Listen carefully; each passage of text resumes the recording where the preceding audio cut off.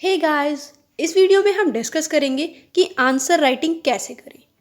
हमें answer writing कब start करनी चाहिए, आंसर राइटिंग की इम्पोर्टेंस क्या है और आंसर राइटिंग कैसे करें। तो चलिए देखते हैं। सबसे पहले हम देखते हैं कि आंसर राइटिंग कब शुरू करें। आंसर राइटिंग करने के लिए आपके पास कुछ मटेरियल होना चाहिए और कुछ नॉलेज होनी चाहिए। तो फर्स्ट डे ऑफ प्रिपरेशन से आप कभी भी आंसर राइटिंग नहीं कर सकते। उसके लिए आपको सबसे पहले थोड़ी नॉलेज होनी चाहिए। तो आप सबसे पहले अपनी एनसीईआरटीज़ को कवर करिए। एनसीईआरटीज़ को कवर करने के बाद आप एक दो आंसर्स लिखना शुरू कर सकते हैं। उसके बाद आप अपना जीएस या ऑप्शनल जिसको भी आप पहले करें उसका सिलेबस कवर कीजिए और उसके बाद आप एक राइट तरीके से आंसर राइटिंग स्टार्ट कर सकते हैं। तो नॉलेज का होना बहुत इम्पॉर्टेंट है। तो चलिए सबसे पहले देखते हैं कि आंसर राइटिंग की इम्पोर्टेंस क्या है। सबसे पहले मेंस के जो मार्क्स होते हैं उन्हीं से आपकी रैंक डिसाइड होती है। 1075 मार्क्स का मेंस होता है जिसके बेस पे आपकी रैंक बनेगी। उसके बाद जो पर्सनालिटी टेस्ट होता है वो 275 मार्क्स का होता है, बट जो मेन मार्क्स हैं वो मेंस के हैं और इसीलिए आपकी रैंक वो है मेंस से बनेगी। तो आपको मेंस पे बहुत ज़्यादा ध्यान देना है और अपनी आंसर राइटिंग को भी अच्छा करना है क्योंकि मेंस में मार्क्स उसी की वजह से आएंगे।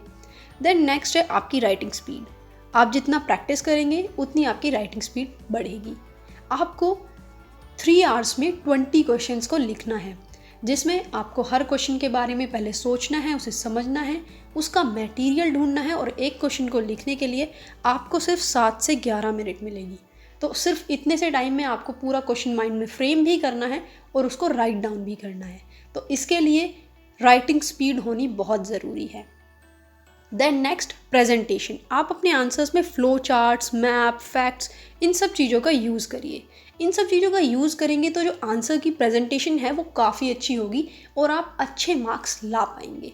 जो एग्जामिनर है उसको आपके जो क्वेश्चन का आंसर है वो काफ़ी अच्छा लगेगा और उसको भी लगेगा कि हाँ ये क्वेश्चन थोड़ा डिफरेंट है और इसको मार्क्स देने चाहिए।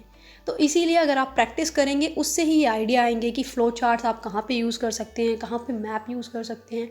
बिना प्रैक्टिस के ऐसा कुछ नहीं होगा। एंड लास्ट, जो हम आंसर लिखते हैं उसको हमें एक सिंपल वे में लिखना है ताकि जो एग्ज़ामिनर है वो आसानी से उसे अंडरस्टैंड कर ले। ऐसा इसलिए अगर आप कोई कॉम्प्लेक्स वर्ड्स यूज़ करते हो या कोई कॉम्प्लेक्स तरीके से अपने आंसर्स को लिख देते हो तो उसे समझने में थोड़ी प्रॉब्लम होगी। ऐसा कीजिए कि जितना सिंपल तरीके से आप कोई किसी कंसेप्ट को समझा पाएँ एग्ज़ामिनर को, वो सबसे अच्छा है। तो ये थी कुछ इम्पोर्टेंस आंसर राइटिंग की।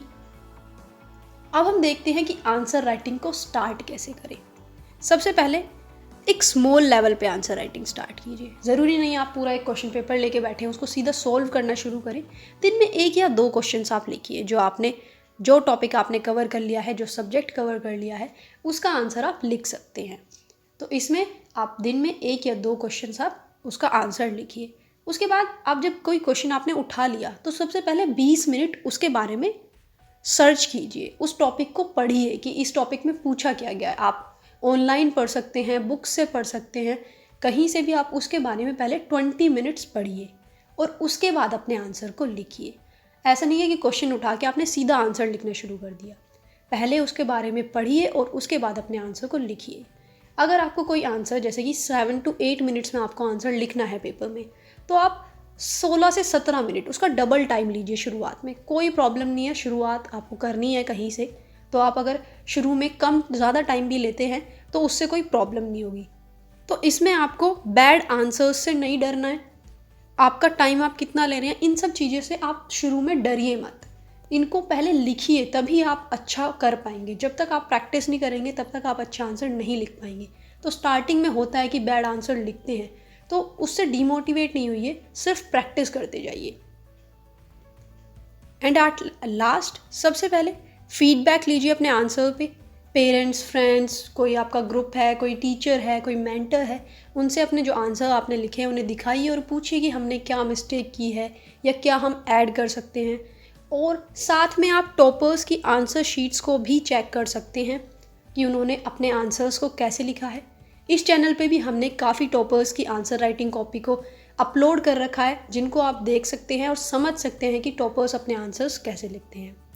साथ में ट्राई करिए डाटा ऐड करने का, फ्लो चार्ट्स ऐड करने का, मैप ऐड करने का अपने आंसर में। इनसे जो प्रेजेंटेशन है वो काफ़ी अच्छी होती है। अगर आप पैराग्राफ की जगह पॉइंट वाइज मैनर में लिख सकते हैं, थोड़ा अपने आंसर को यूनिक बनाने का ट्राई कीजिए। तो फ्रेंड्स, ये थी आंसर राइटिंग करने की जो स्किल है। I hope you like the video. Thank you so much for watching. Please do like, share and subscribe to my channel.